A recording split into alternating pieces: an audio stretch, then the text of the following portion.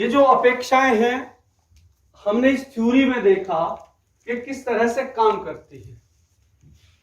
किसी चीज के लिए करने का जो तरीका है, जो प्रयास है, परफॉर्मेंस जिसको कहते हैं, उसके ऊपर असर डालती हैं। हमारे प्रयासों पे असर हमारी परफॉर्मेंस पे असर डालता है। हमारी परफॉर्मेंस डाउन होती है तो आउटकम तक हम नहीं पहुंच पाते। ये जब थ्योरी विक्टर व्रूम 64 में दे रहे थे तो इसके ऊपर काफी बड़े क्षेत्र में काम होना शुरू हुआ और 1968 के अंदर इसका एजुकेशनल इम्प्लीकेशंस रोजनथाल इफेक्ट के नाम से पब्लिश हुआ, जिसके बारे में जो पूर्व में यहां पे आए हैं वो लगभग सभी जानते हो। शॉर्ट में इसको बता दें। रोजनथाल इफेक्ट बोलते हैं या इसको पिग्मेलियन इफेक्ट भी कहते हैं। और एक आर्टिकल आया था उस time, Pygmalion in the class, और आप गूगल करेंगे तो आपको 2-3 फिल्में मिल जाएंगी पिग्मेलियन नाम से, क्योंकि वो दो चीजें कह रहा है कि एक्सपेक्टेंसी बढ़ेगी तो आउटकम बढ़ेगी। एक्सपेक्टेंसी इसका रिवर्स भी ट्रू है कि घटेगी तो आउटकम भी घट जाएगी और वो रिवार्डिंग नहीं पनिशिंग हो जाएगी उलटकर। इस पर ही काम करते हुए रोजनथाल ने काफी वर्षों तक अपने ग्रुप के साथ मिलकर काम किया। इस बिजनेस मॉडल का शिक्षा के क्षेत्र में क्या योगदान हो, कैसे शिक्षक इसका फायदा उठा पाए, इसके लिए उसने 2 इफेक्ट दिए। एक जिसको हम पिग्मेलियन इफेक्ट बोलते हैं और दूसरा जिसको हम गोलेम इफेक्ट बोलते हैं। गोलेम इफेक्ट काफी बाद में आया 1982 में, पिग्मेलियन इफेक्ट 1968 में, और ये दोनों किसके नतीजतन आए थे? विक्टर व्रूम की एक्सपेक्टेंसी थ्योरी के नतीजतन। और इन दोनों में ही रोजनथाल थे, तो पहले वाले को रोजनथाल इफेक्ट कहते हैं या पिग्मेलियन इफेक्ट कहते हैं और दूसरे को गोलेम इफेक्ट कहते हैं। इसमें टीम बड़ी थी इसलिए इसका नाम से किसी के नहीं मिलेगा। रोजनथाल एट ऑल मिल सकता है, रोजनथाल एट ऑल। एट ऑल का मतलब बाकी सब नहीं मिलते, जिसमें बैडन जो है वो काफी अहम भूमिका निभा रहे थे। इनको दोनों को आप मूवी की फॉर्म में देख सकते हैं। गोलेम पे भी बहुत अच्छी मूवीज बनी हैं, दी गोलेम के नाम से, GOLEM, और पिग्मेलियन पे भी अच्छी मूवीज बनी हैं। और इसको प्रूव किया गया एक बहुत बड़ी छात्र संख्या के ऊपर। कुछ नए शिक्षकों को नई कक्षाएं पढ़ाने के लिए दी गई और नई कक्षाओं में जो बालक थे उनको पिग्मेलियन इफेक्ट के अंदर जब टेस्ट कर रहे थे, उन्होंने गलत तरीके से टीचर को बताया कि ये बहुत इंटेलिजेंट बच्चों की क्लास है, इनको बहुत केयरफुली हैंडल करना, शरारती तो है लेकिन बहुत पोटेंशियल है। और दूसरी तरफ जो इंटेलिजेंट बच्चे थे उनके टीचर को बताया गया कि ये आपको सीधे पादरे लागेंगे, इनको जरूर पढ़ा लेकिन ये बहुत आरामी बच्चे। और उन्होंने एक बहुत बड़े सैंपल पर रिसर्च करने के बाद पाया कि क्योंकि टीचर की एक्सपेक्टेंसी को गलत दिशा में मोड़ दिया गया था, तो वर्ष के अंत तक आते आते इंटेलिजेंट बच्चों की परफॉर्मेंस डाउन हो गई और जो बच्चे कमजोर थे उनकी परफॉर्मेंस अप हो गई। ये कहानी जो है बड़ी मजेदार कहानी है। पिग्मेलियन एक स्कल्पट्रिस्ट था, शिल्पकार था, और उसने आइवरी से एक मूर्ति बनाई थी। आइवरी हथीदांत को बोलते हैं। बहुत सुंदर युवती की मूर्ति बनाई थी। उस समय ये बात है, एमेथस नाम का एक आइलैंड था सिप्रस के अंदर, साइप्रस भी बोलते हैं आप उसको। सिप्रस के अंदर एमेथस नाम का आइलैंड था और एमेथस की लड़कियां जो है वो शापित हो गई थी। उनकी जो देवी थी, प्रेम की देवी किसको बोलते हैं? वीनस। वीनस के श्राप से शापित हो गई थी। और पिग्मेलियन एक ऊंचे घराने का लड़का था जिसको शादी के लिए लड़की की जरूरत। उसको जो प्रोपोइडस बोलते थे वहां के राजा को, जो एमेथस के अंदर राज करते थे, और उनके वहां से जो भी लड़कियां आती थी वो सारी वैश्यावृत्ति में लग जाती थी, क्योंकि उनका श्राप था वीनस का। उन्होंने वीनस का की पूजा करने से इनकार कर दिया और वीनस ने उनको श्राप दे दिया कि जाओ, तुम्हारे यहाँ की सारी लड़कियां जो है वो कभी भी सेक्स करेंगी तो अपने आनंद के लिए नहीं कर पाएंगी, बल्कि व्यापार बन के रह जाएगा और उनकी इज्जत जो है मिट्टी में मिल जाएगी, जैसे तुमने मेरी इज्जत ली। तो इसको कोई लड़की नहीं मिली, तो इसको धीरे धीरे अपनी मूर्ति से प्रेम हुआ। इसने वीनस को ये अर्ज लगानी शुरू कर दी कि तू इसी में प्राण डाल दे, इसी में प्राण डाल दे, मैं तो इसी से शादी करूंगा और किसी से अब इस यहां तो कोई लड़की है नहीं, सारी इस तरह की लड़कियां। और कहते हैं कि उसकी तपस्या से वीनस का जब पूजा का समारोह चल रहा था वहां ये गया, और वहां जाने के बाद इसने उससे मांगा, तो इसको उस वक्त कुछ नहीं लगा कि कुछ मिला है कि नहीं। जब ये घर लौटता है तो ये आदतन उस मूर्ति का आलिंगन करता था, क्योंकि इसकी बेहतरीन कृति थी। तो ये कहता है कि मुझे उस दिन आलिंगन में गर्माहट महसूस हुई और धीरे धीरे कुछ पलों के बाद वो जीवित हुई। ये थ्योरी, इस चीज पे कहानी बहुत लंबी है, इनकी पीढ़ियों दर पीढ़ियों दर पीढ़ियां ये कहानी चली है, हमें उससे लेना देना नहीं है।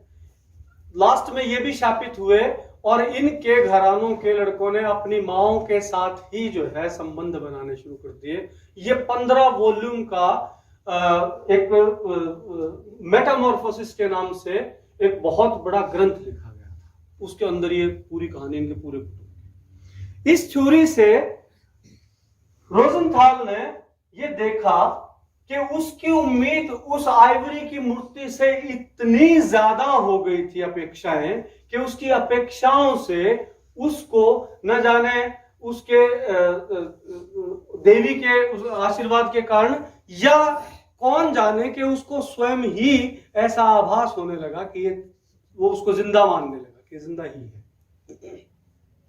तो कहता है कि अगर एक व्यक्ति के सकारात्मक अपेक्षा से उसकी बहुत स्ट्रॉन्ग वैलेंस की वैल्यू जो है नेगेटिव भी होती है। एवर्सनेस बोलते हैं ना जिसको, किसी चीज से विरक्ति और किसी चीज से आसक्ति, ये न्यूट्रल है। तो यहाँ पे वैलेंस पॉजिटिव होती है और यहाँ पे वैलेंस नेगेटिव होती है, ये एवर्सनेस हो जाती है, यहाँ पे वैलेंस रहती है। ठीक है, कई बार उहापोह की स्थिति होती है, उसको एम्फीवैलेंस भी बोलते हैं, कि पता ही नहीं चल रहा है किससे प्यार है कि दुश्मनी है। उस चीज से, उस रिवार्ड से, उस आउटकम से हमें क्या चाहिए। तो वो कहता है कि यदि इसकी वैल्यू पॉजिटिव है, तो एक फॉर्मूला बनाया था, वापस लौट रहे विक्टर की थ्योरी पे, MF is equal to E into I into V plus E into I into V plus। क्या मतलब है? MF here stands for motivational force, उत्प्रेरण बल। वो ये कहता है कि शिक्षक जब एक आदमी के गहन लगाव से और उच्च अपेक्षाओं से एक मूर्ति, अजीवित मूर्ति जीवंत हो उठती है, तो एक जीता जागता बालक पे अगर सकारात्मक हो शिक्षक, तो वो क्या नहीं कर सकता। ये इंप्लीकेशन रोजेंथाल इफेक्ट के नाम पे उन्होंने बाकायदा रिसर्च करके और एस्टैब्लिश किया। तो यहां पे जो चीज निकल के आई उसकी थ्योरी में, MF is equal to E is equal to V, वो कहता है कि एक्सपेक्टेंसी अगर हाई होगी तो परफॉर्मेंस जो है वो डेफिनेटली हाई कर देगा, क्योंकि वो ज्यादा एफर्ट डालेगा उसके अंदर बच्चा। तो बच्चे के अंदर आपकी अपेक्षाएं और बच्चे की स्वयं से अपेक्षाएं और अभिभावकों की बच्चे से अपेक्षाएं, यानी चारों तरफ से जो बच्चे ने टारगेट की तरफ जाना है, हर तरफ से उसको सकारात्मक वो मिलना चाहिए, अपेक्षाएं होनी चाहिए सबकी कि करेगा तू, कर सकता है तू, और वो करने लगता है क्योंकि उसको पॉजिटिव मोटिवेशन मिल रहा है इससे।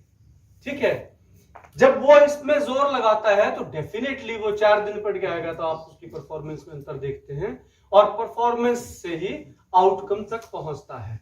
लेकिन यहां खास बात यह है कि m into I is always dependent on the value of valence. उसकी आसक्ति उस प्रभाव से कितनी है जो आप उसको देना चाहते हैं या वो पाना चाहता है। अगर वो, मैंने ये कहा था, बशर्ते के वो टारगेट उसका स्वयं का हो।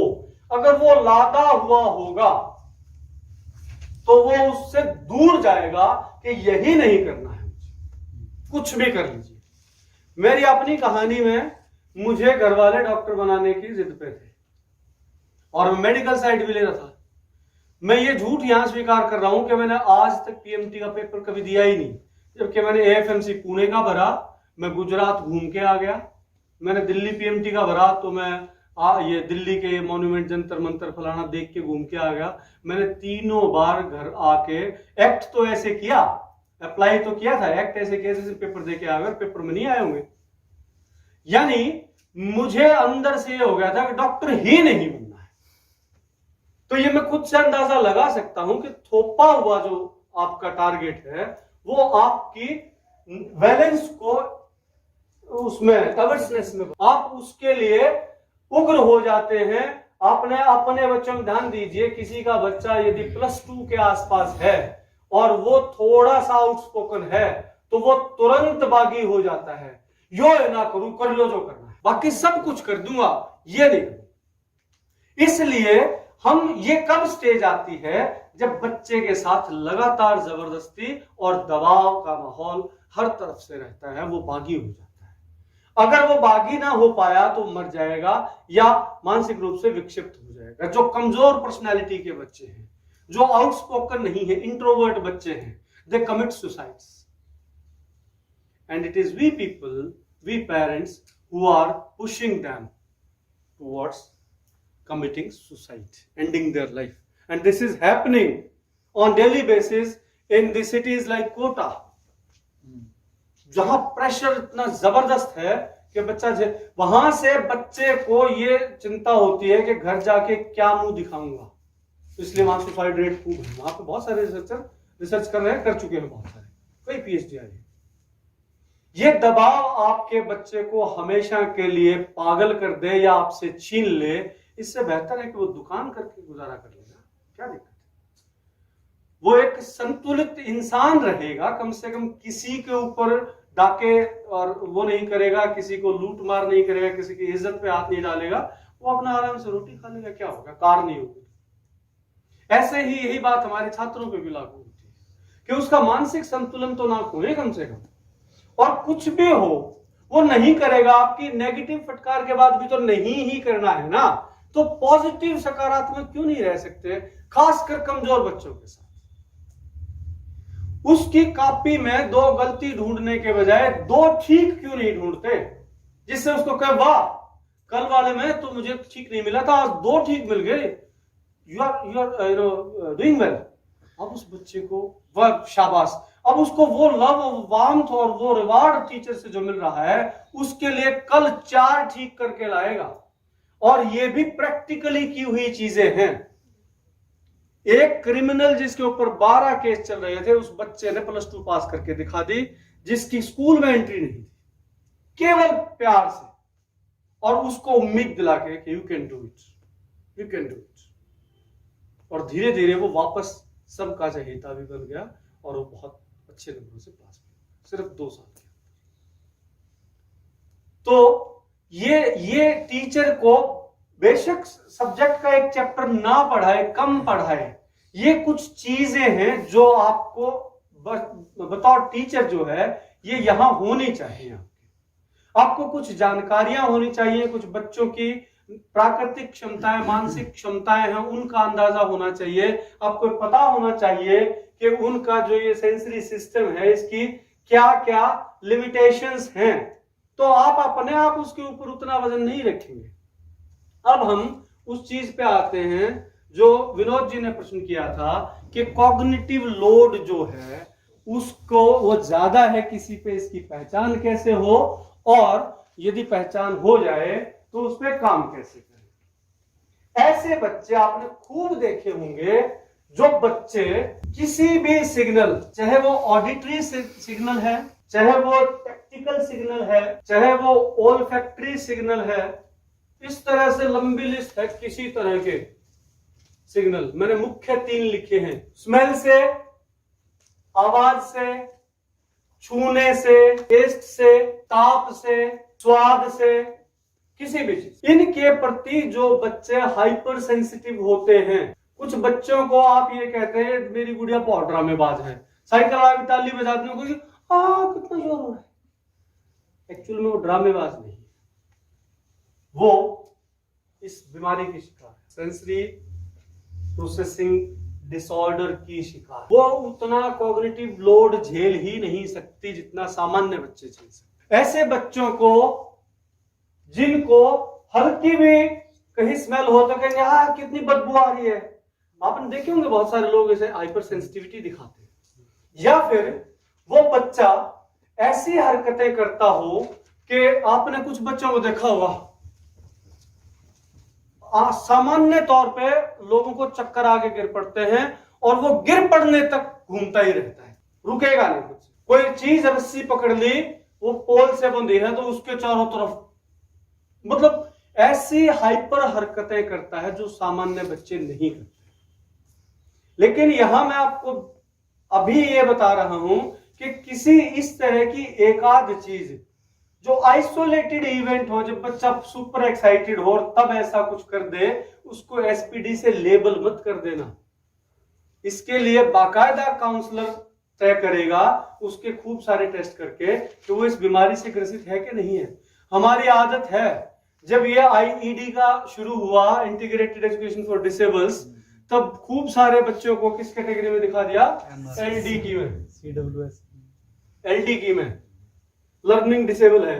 सरकारी स्कूल के सारे बच्चे, सारे मास्टर लर्निंग डिसेबल है।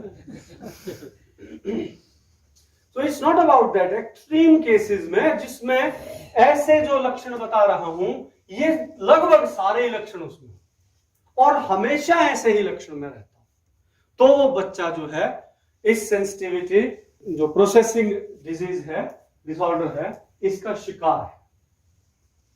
किसी चीज को आपने खाने को दी, मतलब बहुत सारा ओवर रिएक्ट करता हुआ लगता हुआ आपको, एक्चुअल में उसकी जो सेंसरी परसेप्शन है वो डिसरप्टेड है, वो खराब है।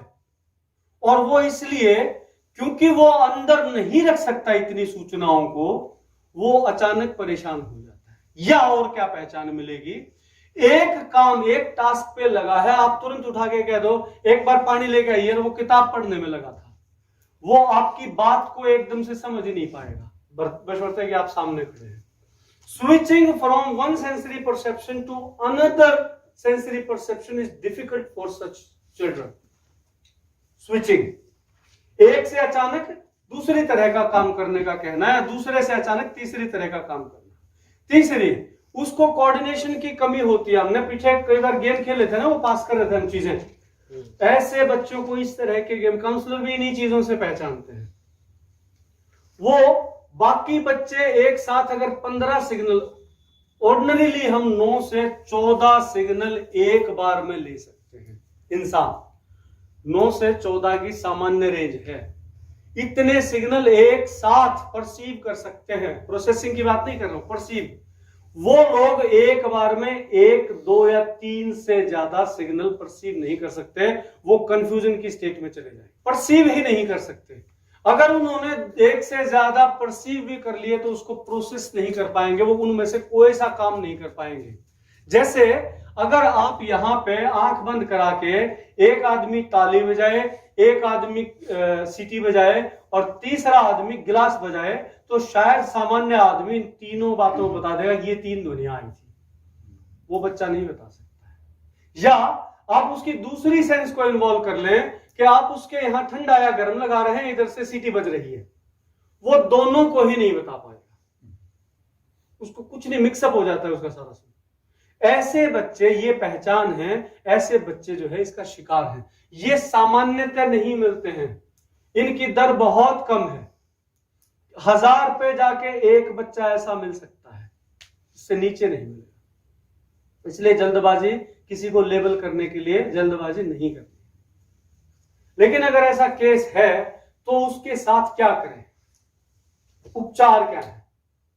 आप सोच के बताइए कि ऐसे आदमी को कैसे हैंडल करना चाहिए, बच्चे को। एक चीज मैं लिख लेता हूं, इसको आप इसी नाम से सर्च करके डिटेल में पढ़ना चाहे तो पढ़ सकते हैं, सेंसरी प्रोसेसिंग डिसऑर्डर, और साथ में दूसरा आर्टिकल है कॉग्निटिव लोड।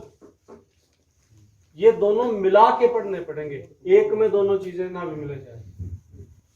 अब जिन चीजों से मैडम ने कहा उसको रिलैक्स कर दें। रिलैक्स होने का मतलब समझ लीजिए क्या होता है। रिलैक्स होने का मतलब होता है, अपन टी ब्रेक लेते हैं ना, माइंड ब्रेक्स, और फ्रीक्वेंट माइंड ब्रेक्स देने पड़ेंगे आपको। इतना सा काम किया, ब्रेक ले लेते हैं, इतना सा काम किया, अब रिलैक्स हो जाए, थोड़ी देर आराम कर ले। One task one time. अगर आप चाहते हैं कि बच्चा कुछ करे, अन्यथा वो बच्चा नॉर्मल है, खाना पीना हेल्थ सब ठीक है उसकी, आप उसको मल्टीपल टास्किंग में मत डालें कभी भी। आप उसको एक ही काम बताएं, आराम से बताएं, मिनिमम डिस्ट्रैक्शन। ध्यान भंग जो है, जिन जिन चीजों से भी बच्चे का होता हो, आपको ये पता लग गया कि इतना लोड नहीं ले सकता, तो जितने अन्यथा अनवांटेड अनडिजायर्ड इनपुट्स मिल रहे हैं, इसका मतलब है कि reducing the possibility of undesired sensory perceptions. आपको एक चीज पता है क्या, ध्यान दिला दो, पता तो सभी को होता है। आप कहीं बैठे हैं और वहां जोर से आवाज आती है, अगर आप ना चाहें तो नहीं सुनेंगे क्या? कोई इंद्रिय ऐसी बताएं पांचों ज्ञान इंद्रियों में से जो आपकी इच्छा के पूर्णतः अधीन है, आप जब चाहे नहीं करेंगे। अगर इनपुट है एनवायरमेंट में, स्टिमुलस एनवायरमेंट में है, तो आप अपने इंद्रिय का कुछ नहीं कर सकते। अगर वो ओपन है तो वो देखेगी, अगर उसको आपने बंद कर दिया तो बात अलग है।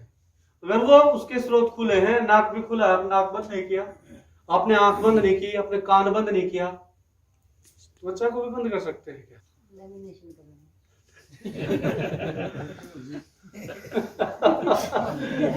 मैं ये कह रहा हूं कि हालांकि लगभग सभी सेंसरी ऑर्गन्स वॉलेंट्री और इनवॉलेंट्री के मसल्स के जाल से सराउंडेड होते हैं, लेकिन उनकी एक लिमिट है। आपको एक बहुत सामान्य चीज सुसु और पुटी आती है, एक लिमिट तक आप रोक सकते हैं, उसके बाद आपके बस की नहीं। क्यों? क्योंकि जब तक ये स्फिंक्टर है, मान लीजिए छल हर एक सेंसरी ऑर्गन के चारों तरफ है गोलाई में, वो इंफॉर्मेशन जब तक सिर्फ वॉलंटरी को टच कर रही है, वॉलंटरी को आप स्फिंक्टर को बंद कर सकते हैं। वो अगर उसकी आर्ज बढ़ जाएगी, वो इनवॉलंटरी को एक बार टच कर गई, बोला भाई किसी का बोला पजामे में लेकर जाए, क्यों बोला नाश हो जाए, बोला फिर हो लिया हो तो फिर नाश हो जाए, क्योंकि अब आपके काबू की बात नहीं। कुछ ऑर्गन्स जैसे विसरल ऑर्गन्स हैं जो छुपे हुए हैं अंदर, हार्ट है, लंग्स हैं, ये प्योरतः इनवॉलंटरी हैं। इसलिए कोई व्यक्ति चाह के भी अपने दिल की धड़कन या अपने सांस को रोक के आत्महत्या नहीं कर सकता, क्योंकि वहां वॉलंटरी मसल है ही नहीं। दिल अगर धड़क रहा है तो आप दिल के धड़कने को बंद नहीं कर सकते कि बस आज मरना दिल, चल मेरे दिल सो जा। हाँ, तो ये गाना पड़ता है, हुआ जो हुआ, दिल तो बंद नहीं होना। तो ये वॉलंटरी और इनवॉलंटरी, ऐच्छिक और अनैच्छिक पेशियों का खेल है, आपके बस की बात नहीं। तो आप क्या कर सकते हैं, आप इनपुट्स को कट कर सकते हैं। अगर यहां पे कोई ब्लिंकर बल्ब लगा है, जैसे दिवाली पे लगाते हैं, यहां आपका बच्चा पढ़ रहा है, तो जो इस तरह का, वैसे तो सामान्य बच्चा भी डिस्टर्ब होगा, लेकिन इस तरह का बच्चा है उसको कुछ समझ में आना बंद हो जाएगा, क्योंकि वहां पे बहुत कलर है, वो अलग अलग दिशाओं में मूवमेंट कर रहे हैं।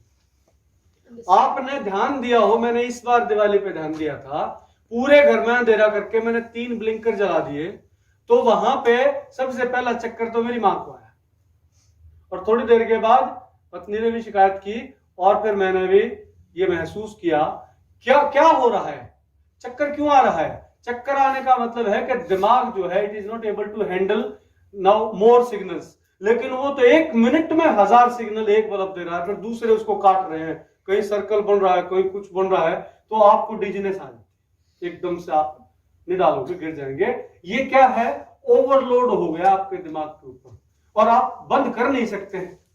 यही आवाजों के साथ है, आपको बहुत सारी तीखी चीख पुकार के बीच में छोड़ दें तो आप थोड़ी देर के बाद हैंग हो जाएंगे। ये बच्चों के साथ हो रहा है क्योंकि हम मल्टीपल सब्जेक्ट की बहुत अर्ली स्टेज से पढ़ाई कराना चाहते हैं। एक एक घर के अंदर मैंने ऐसा देखा है जो हत्यारे माँ बाप अपने बच्चे से इतनी सारी चीज चाहते हैं कि वो सुबह जो है दौड़ लगा के आए, एक्सरसाइज करे, उसके बाद आपके साथ प्रार्थना भी करे, अगर आप नास्तिक आस्तिक है तो उसके बाद तुरंत टाइम पे स्कूल में जाए, स्कूल में सारे टीचर बारी बारी बारी बारी इंफॉर्मेशन के लोड देंगे, उसके बाद वापस आएगा, आते ही आप कहते हैं अब सो जा, ट्यूशन पे जाना आधे घंटे के बाद। पहली चीज तो एब्रप्टली दिमाग को शांत नहीं किया जा सकता, बड़े लोगों को मेडिटेशन की जरूरत पड़ती है, एकदम से दिमाग को बंद किया जाना पॉसिबल नहीं है, आपको इनपुट से आइसोलेट करना पड़ता है,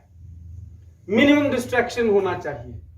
जब इनपुट्स दिमाग को मिलनी बंद हो जाएंगी, धीरे धीरे धीरे आप निढाल हो जाएंगे, आराम से चैन से सो सकते हैं या एकाग्रचित होकर पढ़ सकते हैं।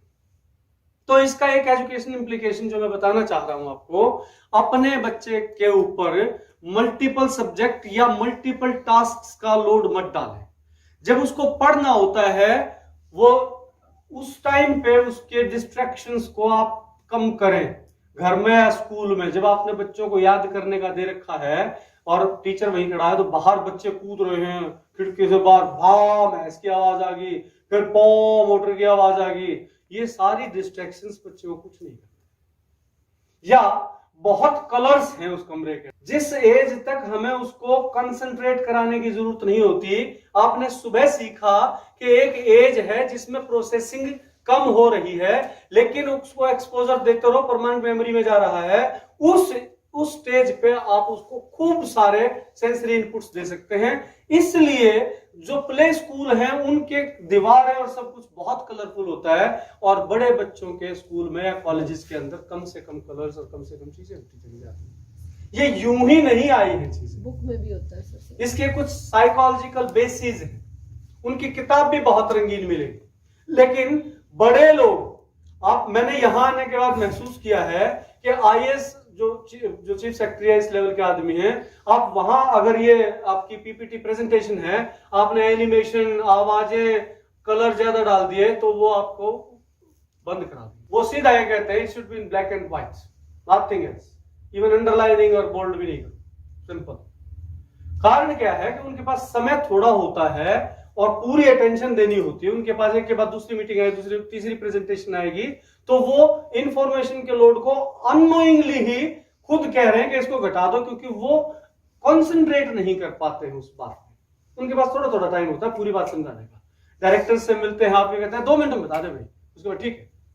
उनको जल्दी काम करना होता है, इसलिए वो डिस्ट्रैक्शंस को मिनिमम रखना चाहते हैं। ये उन्होंने चाहे पढ़ा नहीं है, लेकिन हम भी तो जब स्टूडेंट थे हम ये कहते थे कि हाँ तो श्योर हो रहा है, मैं नहीं कर सकता। ये नेचुरली आदमी को पता होता है, लेकिन छोटे बच्चे, जो बहुत छोटे बच्चे हैं, उनको ये पता नहीं होता। उनके लिए आपको करना पड़ेगा minimum colours, minimum sounds, minimum smells.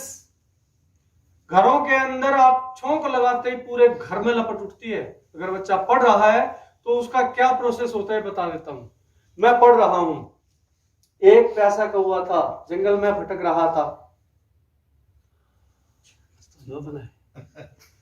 पिछले साल में दादाजी के घर गया था, तब देसी घी खा लो। एक श्रृंखला चल निकलती है विचारों, और कौवा मर जाएगा प्यासा तब। क्या नहीं होता है? आप जब सीरियस स्टडीज में होते हैं, मैंने 2-3 बार एक्सपेरिमेंट करे, लंबे आइसोलेशन में रह के और कुछ अध्ययन में कुछ लेखन का कार्य किया। उस टाइम पे मैं घड़ी भी देख लूंगा तो डिस्ट्रैक्शन हो जाएगा, इसलिए घड़ी भी नहीं होगी। क्या करना है टाइम का? जब आप दिन रात 24 घंटे इस कमरे से बाहर जाना ही नहीं है तो फिर क्यों देखना है? वहां पे कलरफुल कपड़े, ये मैंने एक्सपेरिमेंट कर रखा 2014 के अंदर, ऑन रिकॉर्ड बता रहा हूं। 100 दिन जब मैं कमरे में रहा तो मैंने एक ही रंग का एक ही कपड़ा पहना, एक ही खाना खाया, केला दूध, दोनों लगभग सफेद है, छिलका उतारना पड़ेगा क्योंकि केले सीधे सफेद नहीं आते। एक सफेद धोती जिसको यहां पे एक गांठ लगाई, ऊपर से फेंक लिया। टीवी, घड़ी, कैलेंडर, मोबाइल कुछ भी नहीं कमरे के अंदर, क्योंकि वॉल क्लॉक होगी, वो आपको टिक टिक टिक टिक टिक टिक रिदम बना देगी। तो ये टेक्निक आप उस बच्चे के लिए और अपने घर में अपने बच्चों के लिए, अपने क्लास के बच्चों के लिए ये अपनाएं। इससे वो बच्चे जो है करिकुलर लोड ज्यादा ले पाएंगे, क्योंकि एक्स्ट्रा जो अनडिजायरेबल चीजों के लोड हैं वो आपने मिनिमम कर दिए। ये आप अपने घर में बिना बच्चे को बताए कुछ दिन करके देखिए, उनका अटेंशन स्पैन एकदम से बढ़ जाएगा और वो आउटपुट ज्यादा देंगे, टाइम थोड़ा लगेगा, उनके पास बाकी एक्टिविटीज के लिए टाइम बचेगा, जो कि बच्चे चाहते हैं नेचुरली। कोई भी बच्चा पढ़ने के, असल तो इंसान पढ़ने के लिए पैदा नहीं हुए भाई, पढ़ने में कोई आनंद नहीं आता है। हम कई बार स्कूलों में इंस्पेक्शन पे जाते हैं तो मैं बाकायदा बच्चों से पूछता हूँ, भाई पढ़ना किस किस ने अच्छा लगा, वो सारे बच्चे हाथ उठा देंगे। मगर मजा हो फिर तो सारे बच्चे हाथ उठा देंगे। मगर जलेबी किस किस ने अच्छी लगे है तो 5-4 बच्चे जिनको जलेबी अच्छी लगती है। मगर जलेबी धरी हो दूर और तू खड़ा हो तो किसी किसी जी में भाई छा जा, मर एक बार जलेबी छा जा। मगर किताब दिख के या फीलिंग ना जी ओरा ना हो बोले ना जी। तो आनंद, घोर आनंद तो यो है जो पढ़ाई माना चाहिए। सारे जुटे मास्टर से कहा रखे हो तो पढ़ाई में लट आ रहा है, ज्यादा पढ़ो भाई। लेकिन साथ में उनको ये भी बताना पड़ता है कि आपको जिन चीजों में आनंद आता है उनका स्वामित्व आपको प्रचुर मात्रा में और लंबे समय तक तब मिल सकता है जब आप इस प्रक्रिया से गुजरे, क्योंकि ये अर्थ आधारित, बाजार आधारित व्यवस्था है। इसमें नौकरी, व्यापार कुछ भी करके पैसा कमाना पड़ेगा, जिससे आप ये तमाम जो लग्जरीज हैं जो आपको पसंद आ रही हैं बहुत सारी, इन तक पहुंचने का मार्ग है। जब आप इस तरह की बातें, एक डिस्कोर्स छेड़ते हैं तो 8वीं के ऊपर के बच्चे, हालांकि हाँ तो आपके 6ठी के बाद अगर 5वीं के भरेंगे हाँ जी हाँ जी, वो असल में उसके मायने नहीं समझते। कुछ चीजें मैंने बताई है यहाँ पे आपको, पहचान और निदान, उपचार कैसे डील करें। और एक सामान्य बात यहाँ से जो टेक अवे है, टेक होम है आपका, वो ये है कि आप कक्षा में जब बच्चों को पढ़ाते हैं तो ये जो अभी तक सुबह से किया है, इन चीजों को बस बैक ऑफ द माइंड रखें, करना कुछ नहीं है, वो तो अपने आप जाए।